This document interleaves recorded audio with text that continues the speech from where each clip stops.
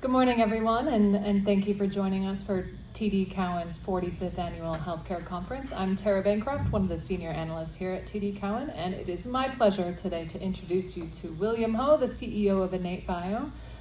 Will, it's great to have you, great to see you again, and you can take it away with the presentation. Thank you, Tara. Thanks, everyone. Good morning. Welcome. It's great to be back here at TD Cowen's Annual Healthcare Conference. Actually, about 24 years ago, I actually started my career at Cowen. So thanks for having me. It's always nice to be back.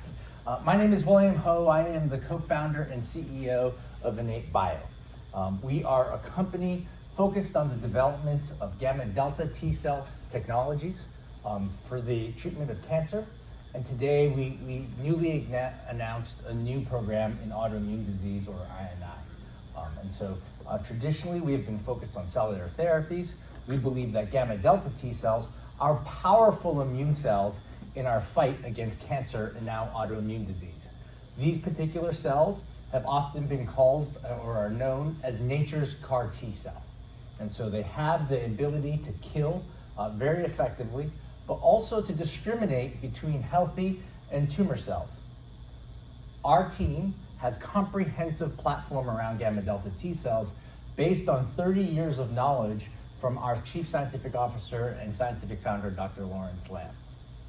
Today, across multiple clinical trials, in particular against two very challenging indications, glioblastoma and acute myeloid leukemia, we have patients with durable remissions out beyond 3 years and still in remission. And so I thank you again for attending today. Our mission as a company is to achieve what we call cancer zero, the safe elimination of all cancer cells in these patients' bodies. As I said, we have a very comprehensive platform.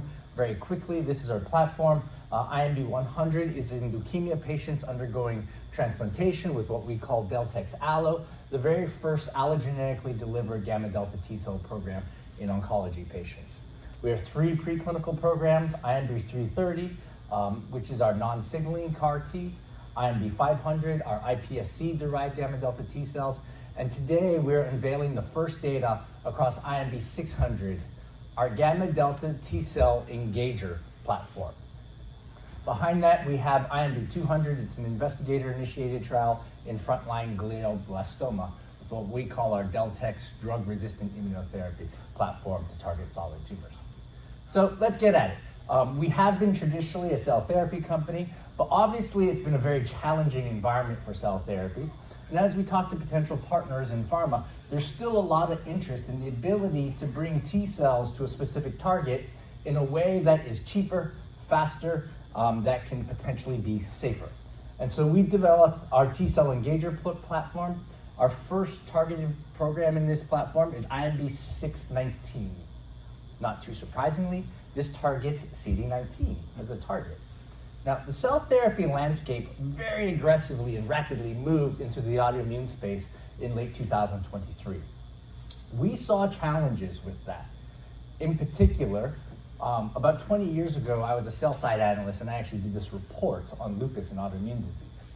As it turns out, the vast majority of autoimmune patients are actually women of maternal age, somewhere between the ages of 25 and 45.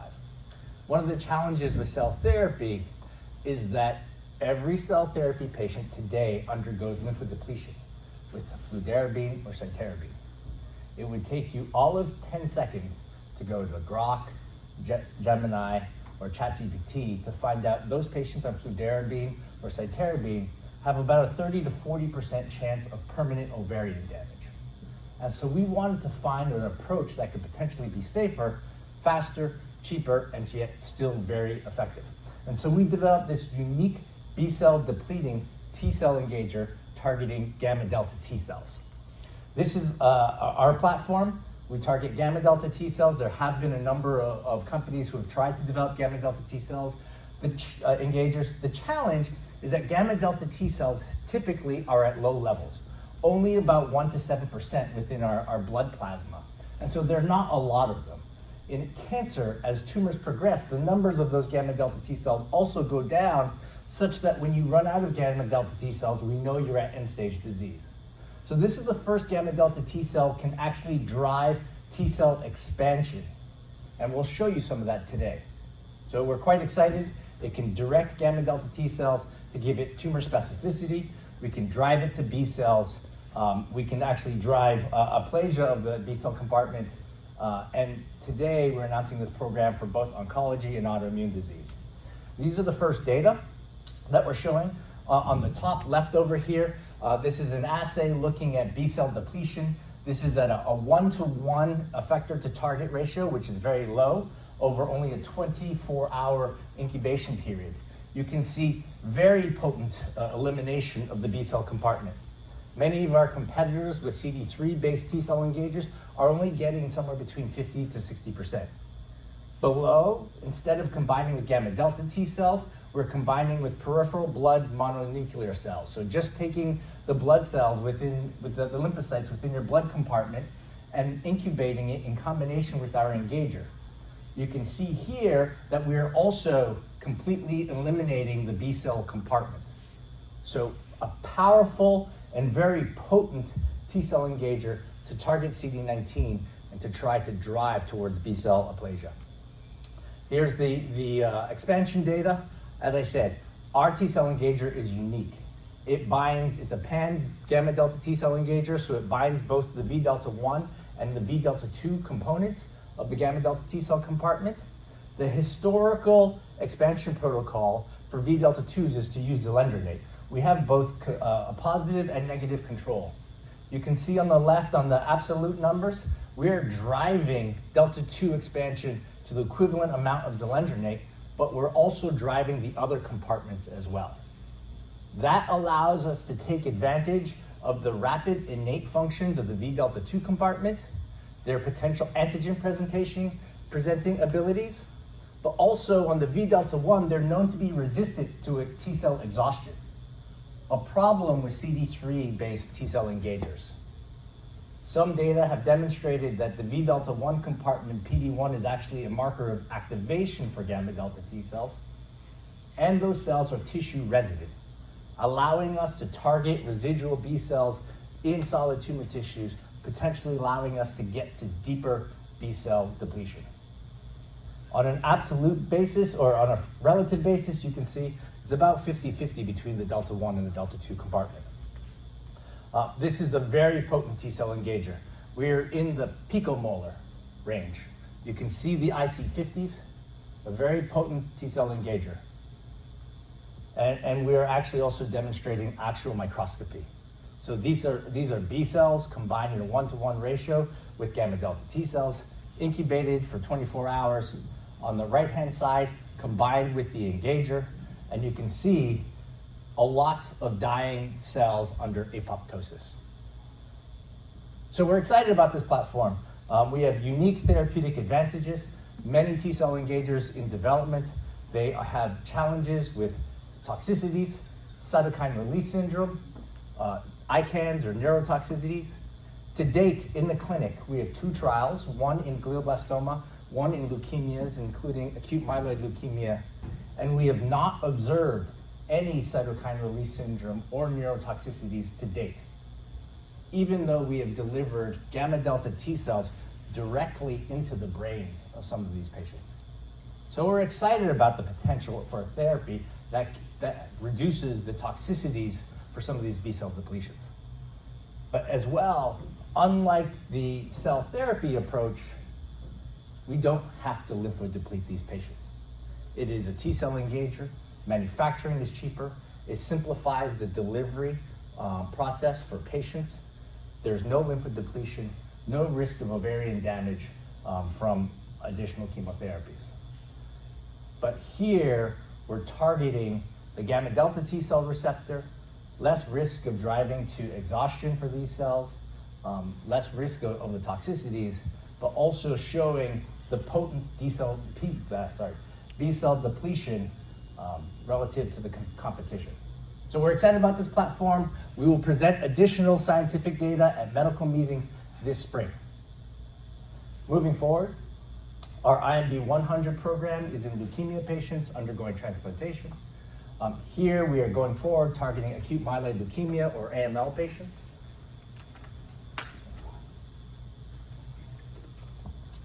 In the area of challenging leukemias, such as acute myeloid leukemia, the goal is always transplantation. There are a lot of therapies in development today, whether they're FLT3 inhibitors, IDH inhibitors, or even the newest menin inhibitors. But the challenge with patients with leukemias is at the end of the day, the stem cells in the bone marrow are faulty. Your bone marrow itself is spitting out leukemic blasts. It's a little bit like the old Dutch fairy tale where there's a crack in the dam and it's leaking, and the little boy has his finger in it, preventing the leak. Invariably, the dam breaks. Patients relapse. And so the only way to cure leukemic patients such as AML patients is to give a transplant, to reset the bone marrow so that potentially they can be cured. But today, even with the best therapies that we have, within 100 days, about 25% of the patients will relapse. Within 1 year, up to 50% of the patients will relapse. Often, investors will ask if patients are in MRD negativity. MRD is minimal residual disease. It is an assay. Unfortunately, even if a patient is MRD negative, it doesn't mean that there are no residual leukemic cells in their bone marrow. It simply means that the number of leukemic cells is below the sensitivity of the assay, usually about 1 in a million cells. But if half of the patients are relapsing, it means that all it takes is a single cell. One cell to float around to avoid detection by the immune system that replicates. That replication over time eventually results in a relapse. And so our goal was to give gamma delta T cells so that they can continue to conduct immune surveillance. If we can keep pressure on the tumor or the leukemic cells and keep the leukemic cells from expanding, then the hypothesis was that we can potentially create leukemic cures, and we can reduce the rate of relapses from 50% to something better. And so we've run this trial. It's being conducted at the University of Kansas. It's in leukemia patients undergoing transplantation. These are older patients. The median age was 68. We combined AML, CML, MDS, and ALL in the beginning. Going forward, we are looking to target AML specifically. It was being run at a single center. We're in the process of adding additional centers, and so we will have additional announcements this spring. The patients that we've enrolled, we provided this data at the TCT Tandem transplant meeting a couple of weeks ago in Hawaii, Florida. Or sorry, in Honolulu, Hawaii. We enrolled 17 patients. We've treated 16. These were complex diseases. We had patients who had deletion of chromosome 7, trisomy of chromosome 8, concurrent IDH mutations, concurrent FLT3 mutations, TP53 mutations, and they received no maintenance therapy. Only a single dose, and we watched and observed. Today, we have multiple patients who have long-term durable remissions who are out 3 years and beyond who had very complex diseases. Some of our patients should have had a relapse rate of about 80 to 90%. To date, we have had 3 relapses, patient 9, 11, and 15. 15 was close to the 1-year mark. The others were beyond the 1-year mark. Patient 9 was an ALL patient who went through 7 prior lines of therapy, including CAR-T.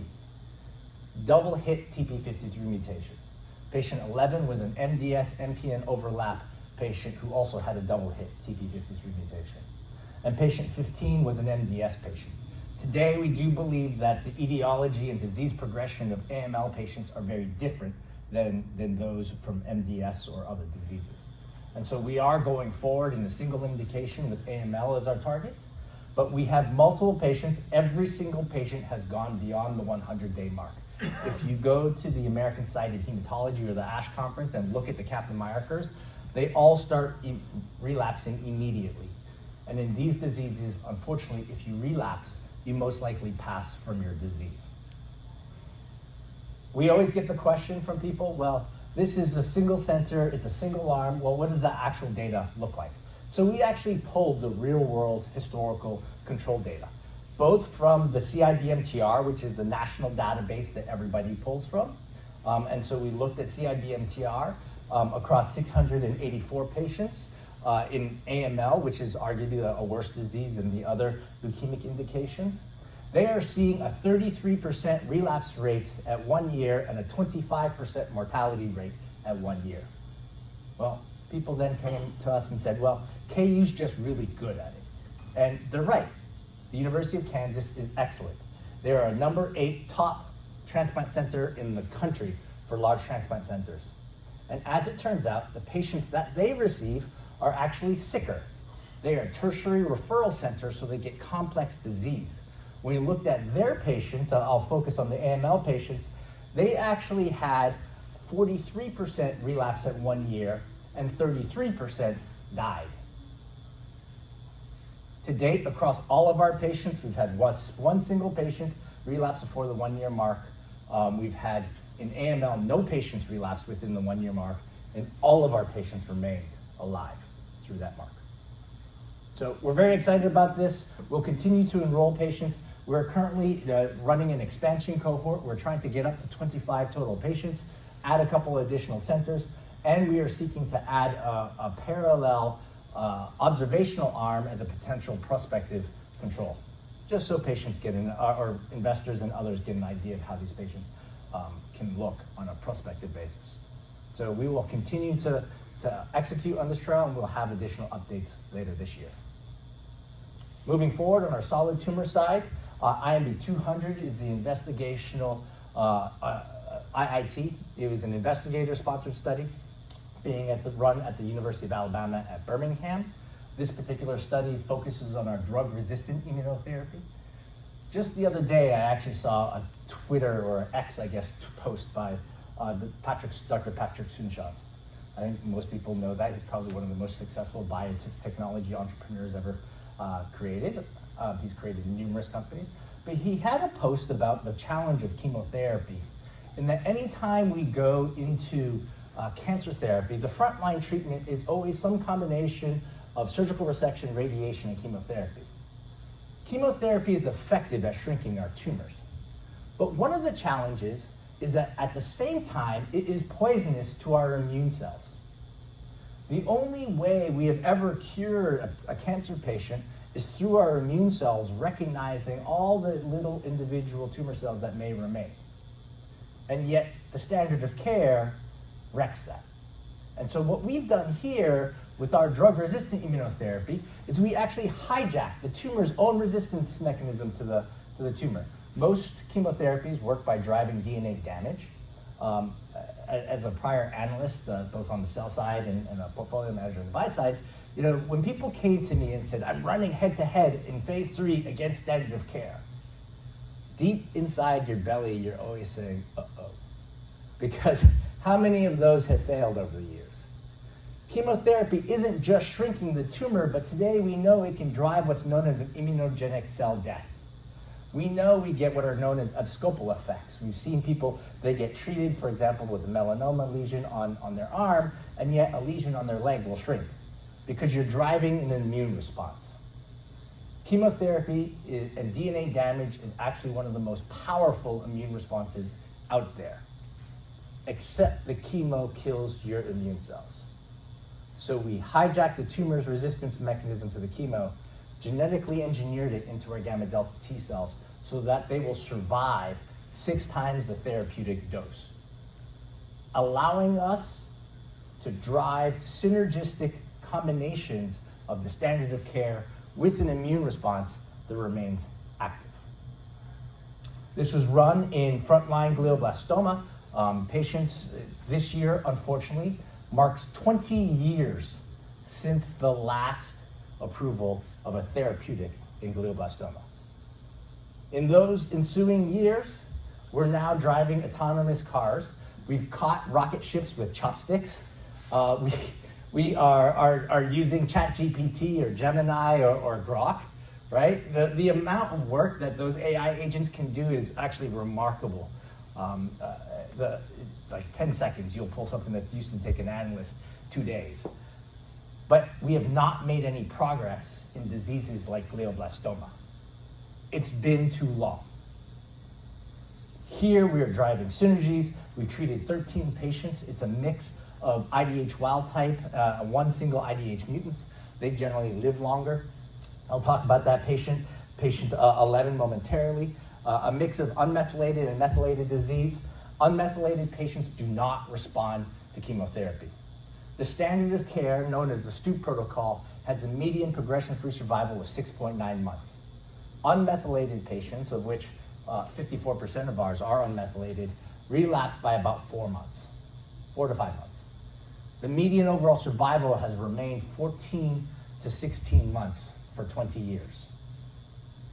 So we have a mix of patients, a mix of total and subtotal resections. It may not surprise you, subtotal resections means we left the tumor behind because we could not operate because of the location of that tumor. Those patients progress very rapidly. The data that we presented, and we are demonstrating an extended progression-free survival. We presented this last October. I believe that our therapy is working and we are keeping patients in remission longer today. Patients here received either 1, 3, or up to 6 doses of our genetically altered gamma delta T cells. The first dose cohort that received a single dose is in blue on top. Those who received 3 are in purple in the middle, and in green at the bottom, they received up to 6 doses. The median standard of care progression-free survival is that 6 to 7 month light pink bar that you see on the left-hand side.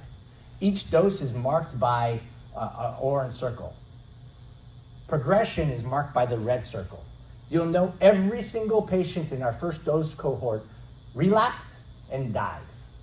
The median progression-free survival was 8.26 months, just a little bit above the standard of care. Across all of our patients that received more than 1 dose, our median progression-free survival is currently sitting at 12.4 months. This is important. The last product, not a drug, the last product approved in glioblastoma was Novocure's Optune. The Tumor Treating Fields, the little hat that most investors didn't believe worked. 2 years ago, Novocure presented the phase 2 TOP study. It was a combination of Tumor Treating Fields with pembrolizumab in the frontline setting. The final results of the TOP study showed a median progression-free survival of 12 months. As of October of last year, we are already beyond that. Novocure is generating $500 million in sales, treating somewhere between 3,000 to 4,000 patients a year. 14,500 newly diagnosed GBM patients occur in the United States every single year. We believe we are making a difference in keeping these patients in remission. We actually have histopathology demonstrating the presence of immune cells in the brains of these patients. One that we had an oral presentation at the Society of Neuro-Oncology. The chair of the session, Dr. Padavili from MD Anderson, called the infiltration of immune cells striking. So we're excited about this. We're continuing to follow these patients. We have patients who are still alive and in remission. We were enrolling a phase 2 study. We had a number of additional patients enrolled at multiple centers. Unfortunately, due to the environment for biotech and for cell therapy, last year in September, we had to suspend further enrollment. We are continuing to track the patients that we did treat, and we will provide updates this year. But we're excited about what we're doing. We're making a real difference for these cancer patients. From a corporate standpoint, we have multiple milestones throughout this year. We announced some new data today. We will be presenting that at multiple medical meetings in the first half of this year. We'll continue to have clinical updates across all of our clinical trials this summer and later this year, and we will continue to execute and hit on our milestones.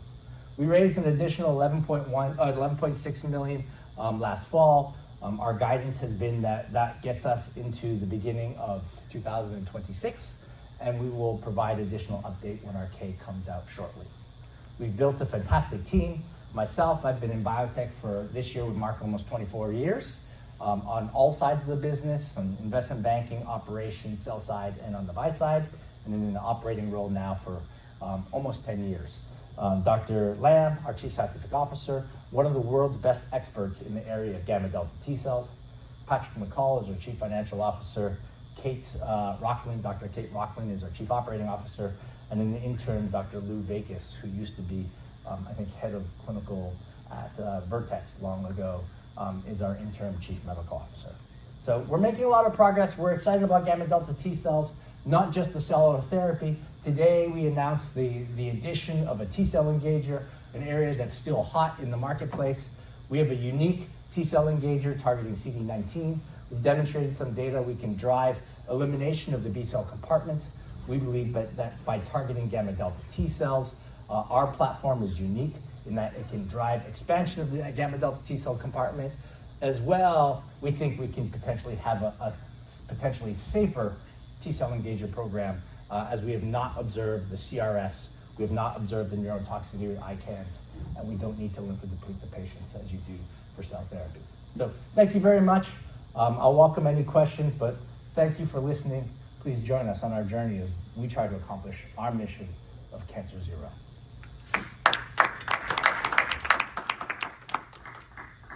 Any questions? So for your new program, if it has the preferential qualities versus CD3 and CAR T, would you see this as displacing those therapies or becoming standard of care, just moving up the treatment pathway? Look, I think when we looked at it, we didn't jump into the landscape like everybody else did. It was this race of cell therapy companies to pivot from oncology, especially the allo cell therapies. Ultimately, though, I think what people didn't necessarily understand is the difference between a hematologist or oncologist and a rheumatologist. I'll admit, I did not understand this until I was dealing with transplanters. The hematologists are cowboys. Like, they're doing anything they can to keep their patients alive because the tumors can be so aggressive. The fact is, the rheumatologists historically have not dealt with cell therapy, have not dealt with lymphodepletion, right? In order to give a cellular therapy, a hospital has to have a FACT-accredited lab to do the dose prep, right? You don't do dose prep for cell therapy for rheumatology. Where that's historically used is in the area of transplantation and in the manufacture of products for stem cell transplant. And when you're in a hospital, it is challenging because even between medical oncology and hematology, they're silos, they don't talk to each other. And so to get rheumatology to talk to these different groups and deal with the toxicities, we believe is going to be a challenge. Even with the T cell engagers today, we've seen toxicities. We've seen cytokine release syndrome. We've seen neurotoxicity. There was one recently that had a grade 4 neurotox, right? In rheumatology, it's not acceptable. The patients are not going to die like they are in oncology. And so we wanted to create a unique platform that had the properties that we thought could be relevant to the rheumatology and their patients. Thank you. Other questions? No? Thank you. Yeah. Thank you very much. Appreciate it. Thanks for coming, guys.